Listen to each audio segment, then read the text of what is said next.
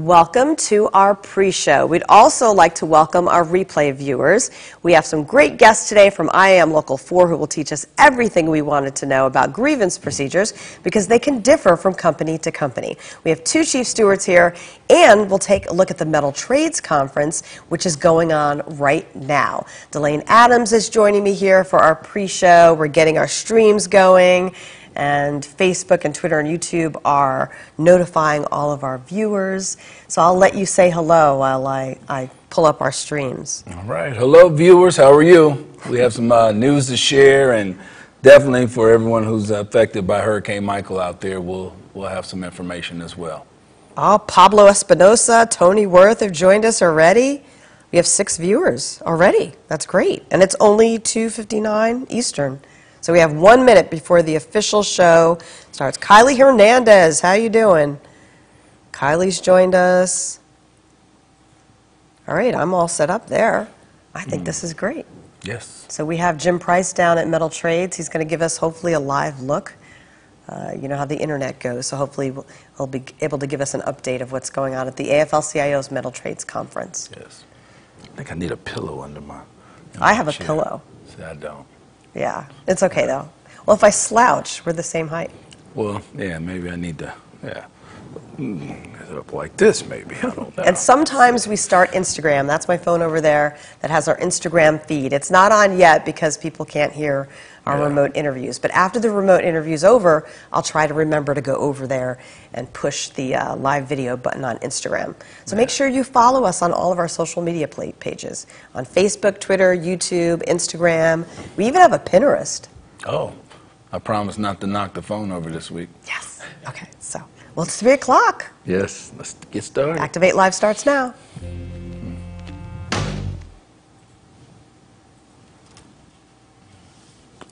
Activate your voice! Fight for your right! Speak up. Speak out! We're Union and we're proud! Go Union!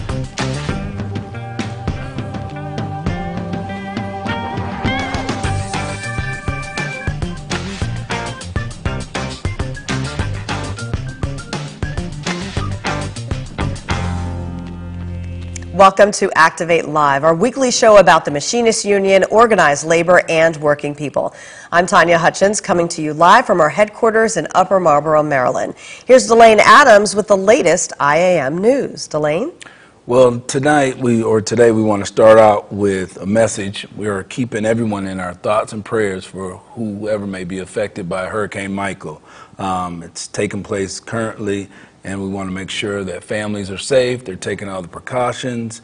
And remember, if you want to help IAM members affected by this storm, you see it's up there on the screen, please text IAM help to 5500, and that is our IAM Disaster Relief Fund. 55,000, right? Yes, 55,000. And again, it's a storm that's very dangerous, so we want to make sure that everybody's taking precaution and they're staying safe and finding the right type of cover to And this is in protect Florida. themselves.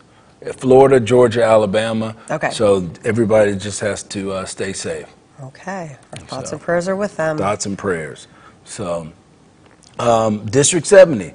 So District 70 and the Guide Dogs of America recently held a golf tournament. So great cause, great pictures, and this is the 7th annual Robert Martinez Jr. Invitational Golf Fundraiser, and it's held in Newton, Kansas. And this year the event had 75 golfers on 19 teams and raised over $53,000, including on the greens, raffle, and the live auction. They had great pictures there from Kansas, so District 70 representing well. Everyone loves raising money for guide dogs. Such a great organization. Great organization, and everybody loves golf, too. That's true. Yes, well, yes. Almost everybody. Almost everybody. And, I've tried. And speaking of fundraisers, there's another one. This Saturday here in the area, Hollywood, Maryland, from 8 a.m. to 2 p.m., a Ride for Guides car show will be held to benefit the Guide Dogs of America. Again, our favorite charity. It will take place at the William Wimpensingh Center, Education and Technology Center, and be held in conjunction with the Automotive Local 1486 of Washington, D.C. All right, so that's in Hollywood, Maryland. Hollywood, Maryland, yeah, doing great. They're doing great work out there. We're bringing the car show and raising funds for Guide Dogs of America. Well, thank you so much, Delane. Yes. If anything happens in the next few minutes, you're welcome to run in and tell us. Well, one more thing. Okay. One more thing. Great news out of Canada. Spectrum Healthcare, where we just organized, and 2,400 members, they have ratified their first agreement. There it is, a great picture there. So congratulations. That's a big deal. And for them to organize 2,400 and then get to that first agreement, congratulations. That's great news. Yes. I think that was taken down at our Wimpisinger Center, so Yes. we're very happy for them. Okay. All right, thank you. Have a great show. Thanks All a right. lot, Delane. Appreciate it. I'm going to back up slowly. Okay. Well, the AFL-CIO's annual Metal Trades Conference is happening right now in Nevada. It's a labor management conference, and the Department of Energy is there. The Machinists Union is one of 17 unions affiliated with the Metal Trades Department, which is now 110 years old. Well, IAM Government Employees Director Jim Price joins us live with an update. Jim, what's going on right now? If you can hear me, I'm going to walk out. Vice Admiral Tom Moore from the NAVSEA Systems Division of the Naval Center was just in speaking to the delegates. Just a correction, though, Tanya. This conference basically is DOD, DOE, Department of Energy, Department of Defense. It also has a lot to do with all of the shipyards that are basically fall under the auspices of the metal trades. There's probably close to 250 delegates here. This conference is very, very unusual for most because of the fact that the contractors that basically work with our folks in metal trades are here with those folks, and so there's a lot of conversations that are going on. There was a DOE breakout meeting yesterday, or caucus meeting. Of course, the IM has its normal caucus meeting on Tuesday. And the beautiful thing about this was on Monday we had a beautiful golf tournament. Yeah, Delane's right. Everybody loves golf. For Guide Dogs of America. And last year we made $53,000, which would have paid for a dog. We're hoping we make it a little bit more this year for that. Other than that, we'll be meeting for the next 2 days and trying to make some connections with some of the contractors and basically renew some old friendships with some brothers and sisters from some of the unions across the country. Well, thank you, Jim. We appreciate it so much that you took the time out to let us know what was going on at the Metal Trades Conference. Not a problem. All right, for more information, you can visit metaltrades.org. That's metaltrades.org. This is the website right here. And as you can see in the lower right-hand corner, the Metal Trades Department even has an app, so you can download that app, and it also says that you can text MTD to 24587. Text MTD to 24587 to receive news. So that's very cool. Everyone is getting an app these days. Well, the grievance procedure is a powerful tool that union members use to address concerns and disputes in the workplace. Procedures can vary from company to company, so we want to break down the basics and give you some examples. Adrian Krause is a chief steward with IAM Local 4 in Southern Maryland, and he joins us now. Thank you so much for being here, Adrian. Thanks for having me. Now, you're with DynCorp. Yes. That's the collective bargaining agreement that you're working under, and you are a lot of the grievance procedures that you're dealing with. Tell us first, who are members at DynCorp? What do they do? So at DynCorp, we've got about 800 members down at Naval Air Station, Patuxent River. We represent 5 different Navy squadrons, Naval Test Pilot School, VX-20, HX-21, V-22, and VX-23. We maintain about 15 different airframes, everything from engines, structure, flight controls, egress, parachutes, logs and records, supply, everything that a regular Navy squadron does, we do as civilian contractors. That is excellent. Now, occasionally there may be a concern that comes up, and someone comes to you, one of the workers.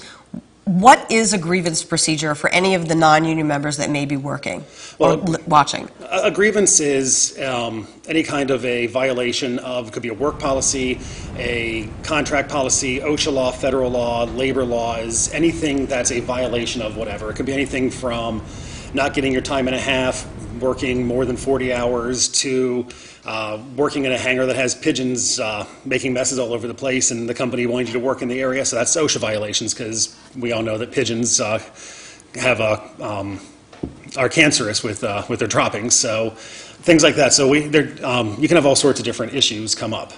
So when a worker approaches you, what are the steps that you have to go through? So we have a 4-step grievance procedure. The step 1 being at the lowest level with the direct shop supervisor. We sit down and we discuss what's going on, why there's a violation, if there even is. The first thing we as a steward have to learn is it a grievance or is it a gripe? If it's a gripe, somebody just kind of complaining a little bit, then we try to iron it out to make everyone happy. If it is actually a grievance, though, we have to work and figure out what has been violated, state law, contract, whatever type of violation, and then proceed through there. Step 1 would be with the direct shop supervisor. Step 2 would be with the hangar supervisor. Step 3 would be with the deputy program manager, the big boss on base who oversees the whole contract. And if we still can't get to the resolution that we want, which is always to make the membership whole, then it goes to arbitration. Now, you have how many members there? A little over 800. So that's a large group for you compared to like 12 or something like that. It can get stressful at times. That's what I was going to ask. What are the challenges with dealing with 800 people? Oh, the big thing right now, people complaining going from one of the squadrons departing out of Norfolk. If the ship doesn't leave, then these guys just drove from Pax River to Norfolk, and now they got to sit on the side of the pier and wait for the boat to go. So you have minor things like that, which are gripes. There's nothing to grieve on it because the boat's not going. So you were there, though, before there was a union contract. Yes. So how was that compared to how it is now and the protections that you have now? It's a lot better. Before, if members got in trouble or if something came up, there was no one there to protect them. For example, I had one of my coworkers, a tool was supposedly found with his name on it, and with aviation, everything's etched with tool control. You know who every tool goes to. And this member was not allowed to actually look at the tool to verify if it was his. And they fired the guy for misplacing a tool, and he had zero representation. It wasn't even his tool. Wow. So the lack of representation, no one being there to fight for you, stand up for you, show where things are wrong, just the relationship with the company and the workforce before we organized was pretty ugly and hostile. And over the last couple of years, it's actually gotten really good. I'm actually happy to say that we've only written 1 grievance this year. That's great. I've got a really good relationship going with the company right now. We're able to discuss things without having to go sit down and do the paperwork. So we're able to get our things taken care of on a much easier basis. I was about to ask you, what is your best case scenario in the workplace? And I think you just said it, about never really having to use the grievance procedure. The company knows it's there. When we put that grievance, they were actually very upset because they were kind of proud of the fact that they were working with us. DynCorp down in Fort Worth was really happy that we're actually working and discussing and doing things together. So when I put a grievance on their table, it broke that record. So they take it very serious. They know that when I show up with a grievance, that it's something serious and it needs to be addressed properly. See, you can work together. Yes, it's absolutely possible. we can, yeah. Anything else you'd like to mention? No. Great. Thank you so much for taking the time to stop by. And I apologize. I think I said DynCorp in the beginning instead of DynCorp. So. Yeah, DynCorp, there you go. I want to get it right. Okay, Thank you. Thanks so much, Adrian. Well, you two can join the conversation. What do you think about grievance procedures? So please let us know. You can comment right now to activate your voice on whichever social media platform you're using right now. Give us some feedback on the importance of having a grievance procedure in place. Well, if you're just joining us, we are talking about grievance procedures. And look, we have Matt Griggs there, says, there is the man at the table. See? We have shop stewards here who are doing such a great job, chief stewards, that they have fans. They really do, because they're doing great. And we have another one here. Chris Valorio says, congrats to Spectrum members on their first agreement. Job well done. Chris was talking about our Spectrum Health members who just got their first agreement. So thank you, Chris. We appreciate it. We are passing on those congratulations. Well, we are talking about grievance procedures today, what they are, how they work, and joining us now is Patrick Curran, also a chief steward. And Patrick, tell us a little bit about which collective bargaining agreement that you work with. I work with the Fleet Readiness Center down at Pax River Naval Air Station for a small business company called Tionic Worldwide Services. And what do our members at Tionic do? Oh, we're actually what they call a back shop situation. We don't actually work directly on aircraft. We work on all the systems to go with the aircraft.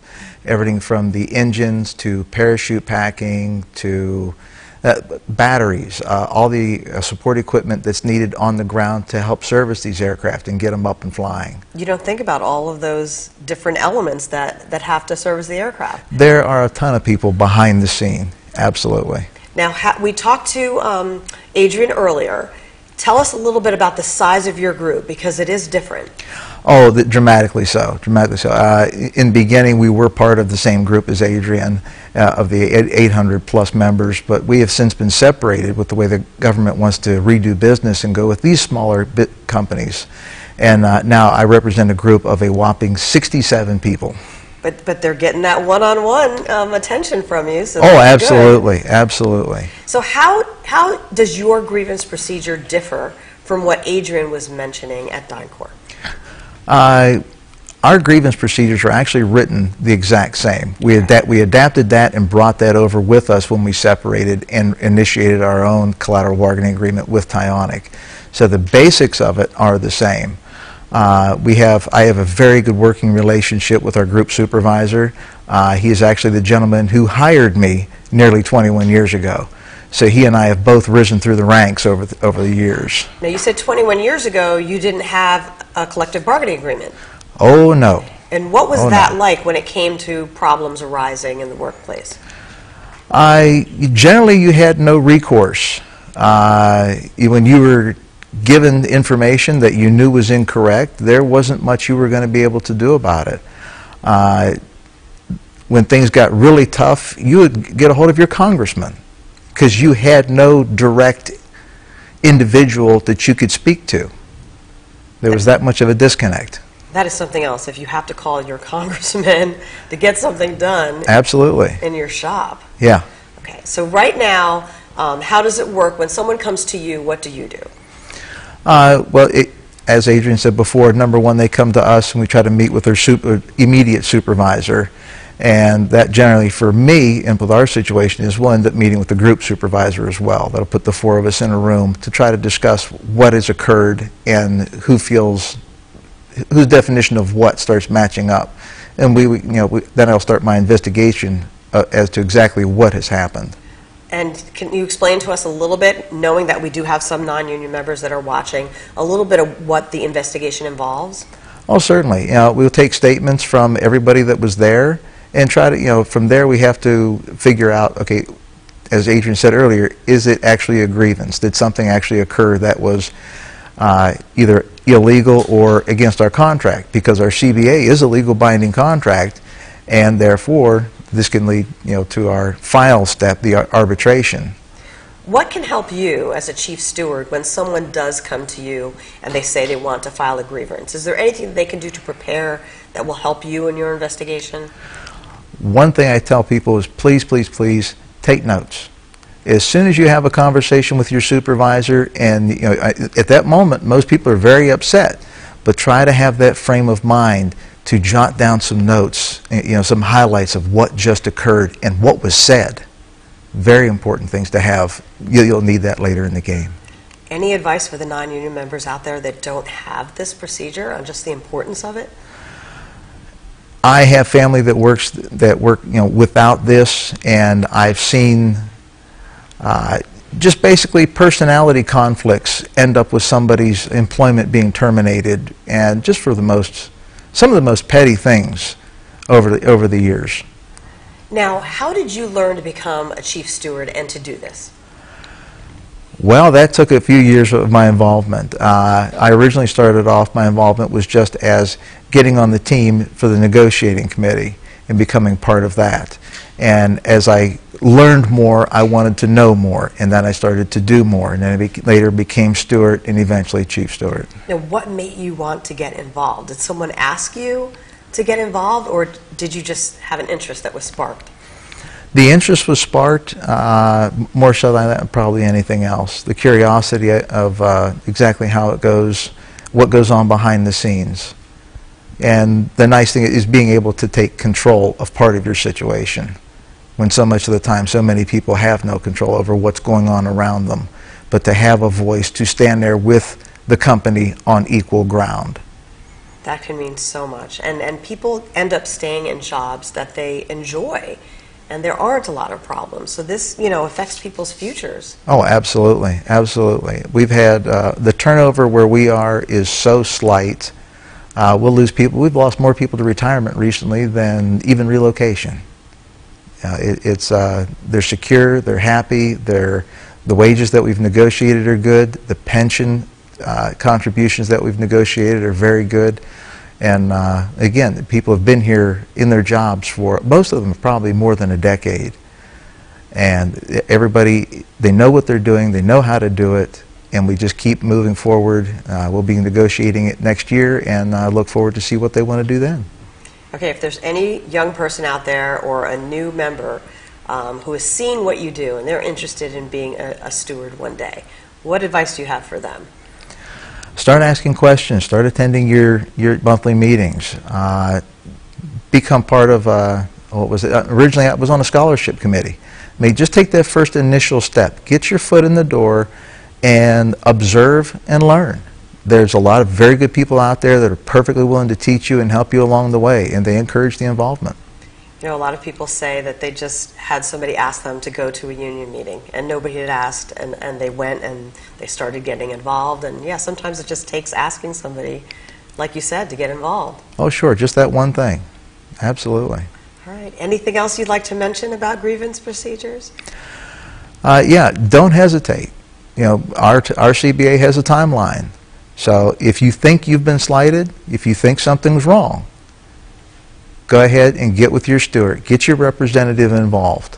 Because if you've missed your timeline, then you've missed your window of opportunity. That's right. A lot of different agreements. Some may say that you have to file within 30 days, or you just have to check your agreement to see. But yeah, I'm glad you mentioned that. Yeah, no, a lot of people may be mulling it over about whether they should do it or not. Yeah, don't hesitate. If you think there's a question involved, ask the question. Okay, thank you so much for taking the time to come up here to headquarters. We appreciate it. Thank you. Thank you so much. That was Patrick Curran, Chief Steward with IAM Local 4 right here in Maryland, so not far at all. We have Mark Duvall saying, great job, Local Lodge 4. So you're getting a shout out there from Mark Duvall. Also says, union and company working together to resolve issues. That's the way it's supposed to be, isn't Absolutely. it? Yes, Mark's been a wonderful tutor. That's a great scenario to have. I mean, I know people joke sometimes saying, we're looking for the time where, one, we don't have grievance procedures, but also, two, where we wouldn't need unions because people would be respecting each other and having dignity on the job. But until then, we're going to keep fighting for it. Absolutely, absolutely. I mean, we want to live in a world where you can trust everybody, but with your employment and your future, your retirement, who can you trust? Well, you better find someone you can trust. And whether it be, for me, I've got the responsibility of 67 people who trust that I can keep them in my forethoughts. Well, we thank you for your service and your hard work. Thank you. Appreciate it. Well, let us know what you think. Comment on this video and share your thoughts about the grievance process and any advice for people who don't have access to one. Let them know what it's like. And hopefully that gave you some information. You can comment on Facebook, Twitter. We have the live chat feature on YouTube as well. And you can also watch this anytime. So if you're watching the replay, you can still share your comments and your thoughts. Especially if you're a new union member, you can learn the differences between being union and non-union. So no matter what your job, you should always have a way to address concerns in a fair, professional manner. Well, we're going to switch gears now. This week in history, we're going to go way back to October 10th, 1933. That was a long day, a long time ago, but it was 6 days into a cotton field strike by 18,000 Mexican and Mexican-American workers in Pixley, California, when 4 strikers were killed and 6 wounded. 8 growers were indicted and charged with murder. And on October 12th, 1898, It was Chicago Verdi Cold Company guards killed at least 8 miners who were attempting to stop scabs in Verdun, Illinois. 6 guards were also killed and 30 people were wounded in what became known as the Battle of Verdun. You can see right there the pictures of the town and one of the people on the picket line, and there you see Mother Jones, Mary Mother Jones, who always spoke out for people to do the right thing on the job. She's in the lower right-hand corner there. So This Week in Labor History is provided by Union Communication Services from the Worker Institute at Cornell University School of Industrial and Labor Relations. And you can search that, look up their website. It's a great website. And every week, This Week in Labor History comes out on Monday. So you have another one next Monday. We'll try to share with you as much as we can. Well, here's what's coming up on our calendar of events and our meetings. The Arizona State Council meets October 13th in Tucson. The Georgia State Council meets October 15th to the 16th in Augusta. The Michigan State Council meets October 19th and 20th in Jackson. And the Tennessee State Council meets October 19th to the 21st in Nashville. Now listen to this. The Indiana State Council meets October 26th, 28th in Nashville, Indiana. So I just learned last week that there was a Nashville, Indiana as well. As far as our special events go, we have a few. Just a reminder, as Delane said earlier, also we have registrations that are due for our classes. So next year's schedule is coming out soon. I'm going to ask my boss, the Director of Communication, Bob Wood, can we still get some applications in for advanced communicators? Because I know technically the deadline was Friday, October 5th, but he's given me the thumbs up. So you still have time to get in those applications for Advanced Communicators class. And more information is on our website, wimpisinger.iamaw.org, and you can look up all of the classes. And live next Wednesday, October 17th, we have the Wimpy Awards coming up at 7 p.m., so don't forget that as well. And as Delane mentioned earlier, we have our Rides for Guides car shows October 13th. That's from 8 to 2 at the Wimpisinger Center in Southern Maryland, and the rain date is October 27th. The show benefits our favorite charity, Guide Dogs of America, and is held in conjunction with the Automotive Local 1486 in Washington, D.C. It's $20 to enter. So that's it for that. We hope that we see you there as well.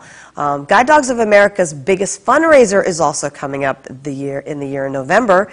They have 3 events coming up in November. It's the Clay Sporting event, Hogs for Dogs motorcycle ride, and also the charity banquet that happens that Saturday night. So that is going to be taking place from November 15th through the 17th. It's usually Wednesday through Saturday, and we'll have information about that as well. So just search Guide Dogs of America, and people come from all over the country for that huge fundraiser. So join us next week at 3 p.m. for our regular show, but don't forget that special edition of Activate Live for the Wimpy Awards, and this will be the second award show, starts at 7 p.m. on October 17th. So see you next Wednesday. Thanks for joining us.